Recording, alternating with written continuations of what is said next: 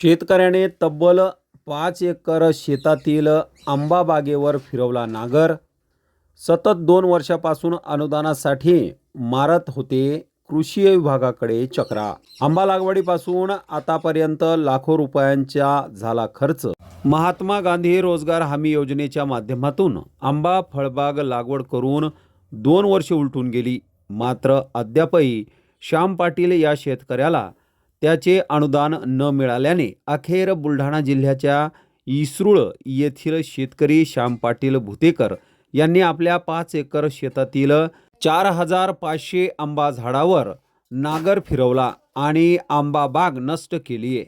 शेतकरी श्याम पाटील यांना लागवडीपासून तर आतापर्यंत जवळपास 14 ते 15 लाखाचा खर्च आला असून हातात काहीही आले नाही. कृषी विभागाकडे महात्मा गांधी रोजगार हमी योजनेच्या माध्यमातून अनुदानासाठी अर्जाची पूर्तता सुद्धा केली. सतत 2 वर्ष कृषी विभागाच्या चक्रा मारल्या, मात्र कृषी विभागाच्या अनास्थेमुळे अनुदान मिळाले नाही. परिणामी नुकसान होत असलेल्या शेतकरी यांनी आंबा बाग नांगराने काढून टाकली. मात्र अनुदान न देणाऱ्या कृषी विभागाच्या अधिकाऱ्यांवर कारवाई करावी अशी मागणी त्यांनी केली आहे. तुम्ही जवळपास 2500 आंब्याच्या झाडांची लागवड केली होती MRGSमधून. अनुदान मिळालं का आणि तुम्ही का बरं नांगरिंग करतात? अनुदान न मिळाल्यामुळंच ही वारंवार त्या तालुका कृषी अधिकारी तालुका कार्यालयात चक्रा मारूनही सुद्धा एक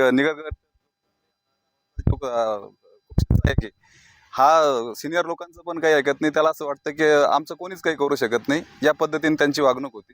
आणि कळून चुकलं होतं की आता अनुदान देणार त्याच्यामुळे हे काढून टाकावं.